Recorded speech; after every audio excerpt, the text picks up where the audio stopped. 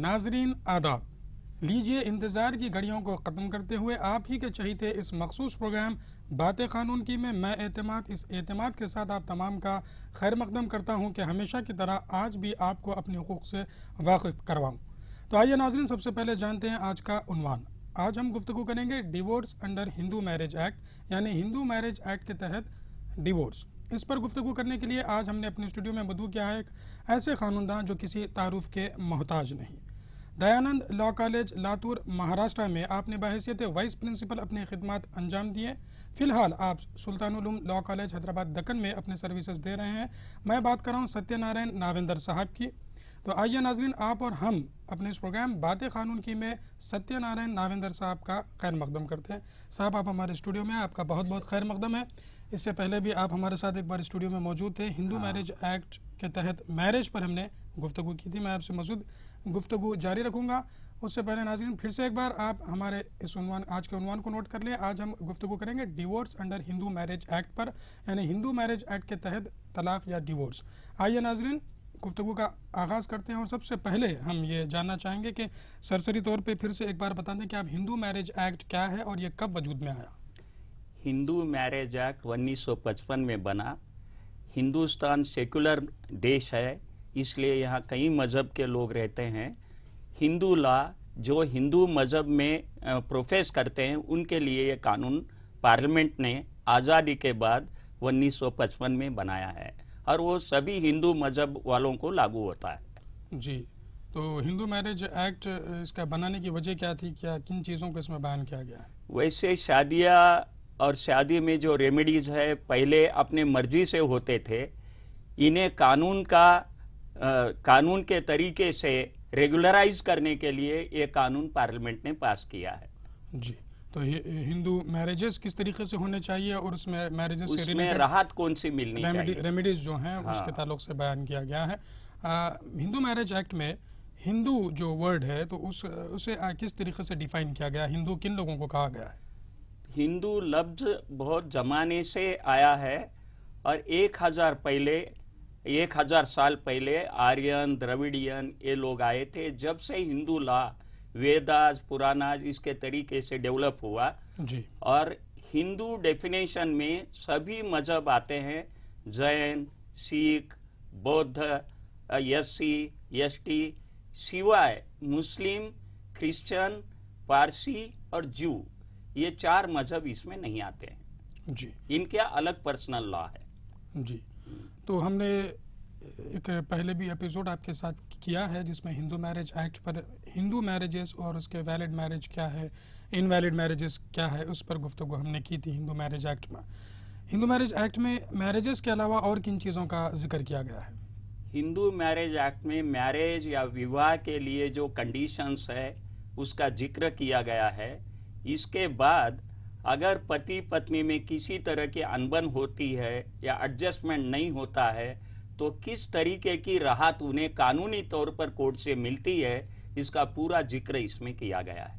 जी, मिसाल के तौर पे किन चीज़ों का जिक्र किया गया है? तो 4 बातें इसमें बताई गई है।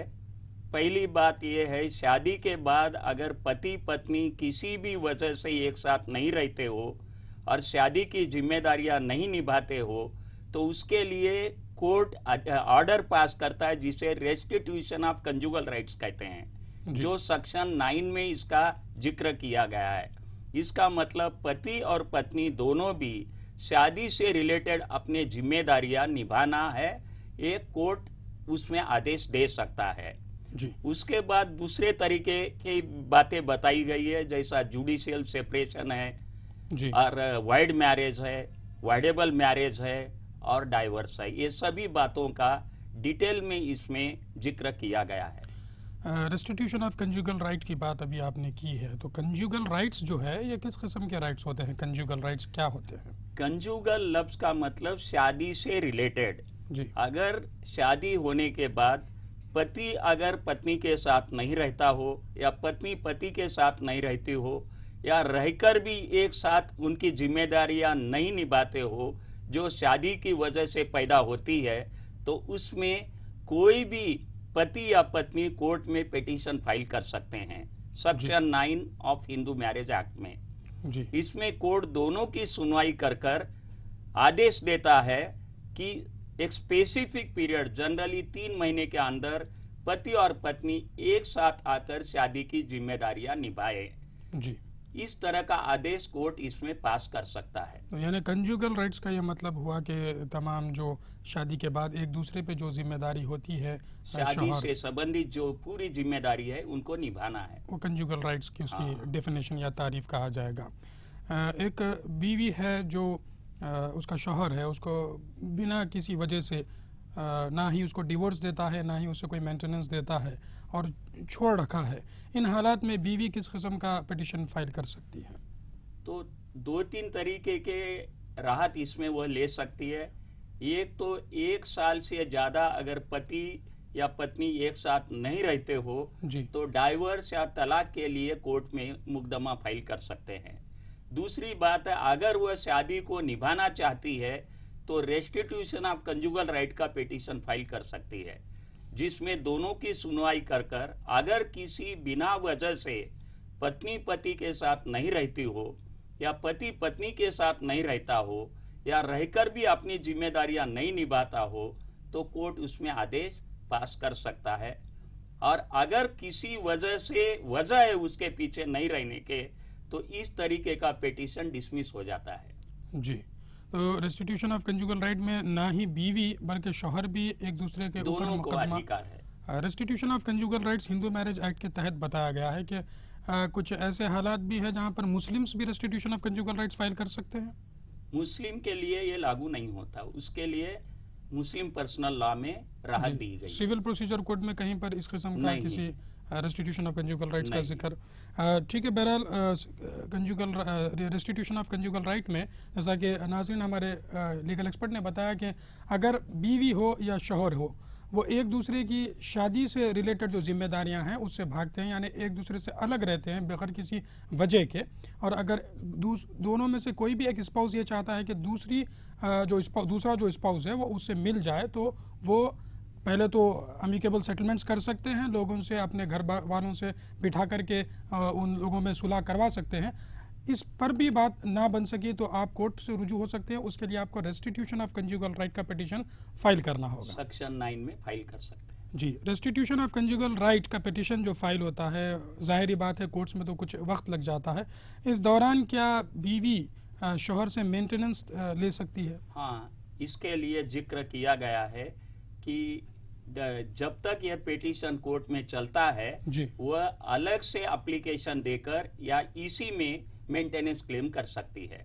मतलब उसके जरूरतें, बुनियादी जरूरतें पूरी करने के लिए जो भी खर्चा चाहिए वो अगर उसको सोर्स ऑफ इनकम नहीं है अपना तो वह क्लेम कर सकती है, उसके लिए अलग से भी पिटीशन फाइल कर सकती है। जी। तो रेस्टिट्यूशन ऑफ कंजुगल राइट्स के दौरान जो मुकदमा है उसके दौरान बीवी अपने शौहर से मेंटेनेंस क्लेम कर सकती है। शर्त यह है कि अगर उसका कोई और रोजगार ना हो। अगर रोजगार है तब उन हालात में मेंटेनेंस क्लेम नहीं कर सकती। नहीं जी। अगर बच्चे हों अगर तो उसे सफिशिएंट सोर्स ऑफ इनकम है तो उसके लिए मेंटेनेंस नहीं दिया जाता। जी। और अगर कुछ ऐसे हालात हों कि शौहर ना कमाता हो और बीवी भी ना कमाती हो तो इन हालात में मेंटेनेंस अगर दाखिल किया जाए तो फिर शौहर कहाँ से देगा? इसी में भी है सोर्स ऑफ इनकम है या नहीं। जी जी। इस बात पर कोर्ट देखता है। अगर सोर्स ऑफ इनकम है तो ये रिलीफ, ये राहत पति को भी मिलती है और पत्नी को भी मिलती है। और अगर ये हालात पैदा हो जाए कि पत्नी कमाती हो और पति ना कमाता हो तो क्या पति भी पत्नी के खिलाफ मेंटेनेंस के लिए? इसीलिए दोनों के लिए इस प्रकार के राहत का जिक्र है। जी, चलिए, बहुत अच्छी बात है। दूसरा एक सवाल ये मैं पूछना चाहूँगा कि रेस्टिट्यूशन ऑफ कंजुगल राइट के पिटीशन फाइल होने के बाद, सुनवाई वगैरह होने के बाद किस किस्म के ऑर्डर कोर्ट पास करता है? कोर्ट कुछ समय देता है उनको कि 3 महीने, 1 महीना, 2 महीने जो रीजनेबल पीरियड है वो मेंशन करके ऑर्डर पास किया जाता है कि इस पीरियड के दौरान दोनों एक साथ आए और अपनी शादी की जो भी जिम्मेदारी है पति पत्नी की वह निभाए। इस तरह का आदेश कोर्ट पास करता है। तो ये ऑर्डर के टाइप में होता है? हाँ, एक हुक्मनामा, जिसे decree of restitution of conjugal rights कहा जाता है। ये आदेश है कोर्ट का जी, जो डिक्री है। मान लीजिए अगर कुछ ऐसे हालात हो मियाँ बीवी के बीच में कि वहाँ पर शौहर बीवी पर जुल्म करता हो इस वजह से बीवी अपने घर चले जाती है, तो शौहर क्या इन हालात में रेस्टिट्यूशन ऑफ कंजुगल राइट डाले तो उसको क्या? इसका सीधा जिक्र सेक्शन 9 में किया गया है, जी विदाउट रीजनेबल एक्सक्यूज, बिना किसी वजह से अगर पति या पत्नी अपनी जिम्मेदारियां न निभाते हो तो ये पिटीशन में कोर्ट राहत देती है।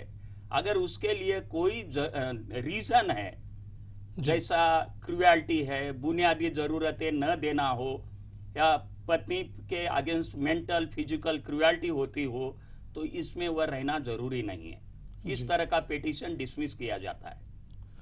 तो बात ये हुई कि अगर शौहर जुल्म करता हो तो इन हालात में रेस्टिट्यूशन ऑफ कंजुगल राइट की डिग्री पास नहीं होती। क्यों? तो वहां लफ्ज लिखा गया विदाउट रीजनेबल एक्सक्यूज, जी, विदाउट रीजनेबल ग्राउंड, जी। If they are not living. मान लीजिए अगर रीजनेबल ग्राउंड है भी, तो वहाँ पर जैसा कि एक लड़की को या बीवी को जो है रेस्टिट्यूशन ऑफ कंजुगल राइट की डिग्री पास होती है कि आप अपने शौहर के पास चले जाएं, तो ये क्या कोर्ट की ज़बरदस्ती नहीं होगी अगर बीवी ना जाना चाहती हो शौहर के पास? तो फिर सवाल आपने अच्छा किया। इस पर एक रूलिंग एपी हाईकोर्ट का 1983 में दिया गया। वो केस का नाम है सरिता वर्सेस वेंकट सुब्बैया, जिसमें इस तरह का पिटीशन सेक्शन 9 में फाइल किया गया, लेकिन इस सेक्शन 9 को चुनौती दी गई हाईकोर्ट में, जी, जिसमें 21 आर्टिकल ऑफ कॉन्स्टिट्यूशन, 21 आर्टिकल का जिक्र किया गया, जो राइट ऑफ प्राइवेसी, अपनी खुद का अधिकार, अपने जिंदगी के अधिकार, right of life, right of liberty हर व्यक्ति को दिया गया है। तो इस दौरान अगर पत्नी जाना नहीं चाहती तो कोर्ट किस तरह का आदेश पास कर सकता है? जी। इस बात को मानकर एपी हाईकोर्ट में सेक्शन 9 स्ट्रक डाउन किया गया था कि ये सेक्शन कानूनी सही नहीं है। किस सन की बात है? जो वायलेशन ऑफ आर्टिकल 14 और 21 ऑफ द कॉन्स्टिट्यूशन, ये 1983 में। हाँ जी। इस तरह का फैसला एपी हाईकोर्ट ने दिया था, लेकिन इसके खिलाफ अपील जब सुप्रीम कोर्ट में गई और सिमिलर केस में सुप्रीम कोर्ट ने कहा, हाईकोर्ट के फैसले को ओवररूल कर दिया और कहा कि शादी इंस्टीट्यूशन ऑफ मैरिज को प्रोटेक्ट करना है तो इस तरह की रिलीफ दे सकते हैं, लेकिन इसी में एग्जीक्यूशन नहीं है। जैसा आज दूसरे डिक्री में कोर्ट अटैच करती है प्रॉपर्टी, ये डिक्री में कोई कोर्ट का ऑफिसर आकर पत्नी को या पति को लाकर नहीं मिलाता है। जी। अगर इस प्रकार की डिक्री पास होने के बाद भी अगर कोई स्पाउस इस डिक्री या आदेश का पालन नहीं करता है तो आगे के राहत कोर्ट दे सकता है, जो डाइवर्स है। जी। जो समय दिया गया है, जनरली 1 महीना, 2 महीने, 3 महीने ऐसा समय दिया जाता है। इसमें अगर दोनों एक साथ आए, रिकंसाइल हो सके, कॉम्प्रोमाइज कर सके, तो ये एक मौका है। अगर नहीं हो सका तो आगे की राहत इसमें डाइवर्स, डिक्री ऑफ डाइवर्स, जो तलाक, ये कोर्ट ऑर्डर पास कर सकता है। जी। डिवोर्स है, जुडिशियल सेपरेशन है, नलिटी ऑफ मैरिज है, इन तमाम चीज़ों से आपको हम वाकिफ़ कराएंगे, लेकिन इस छोटे से ब्रेक के बाद।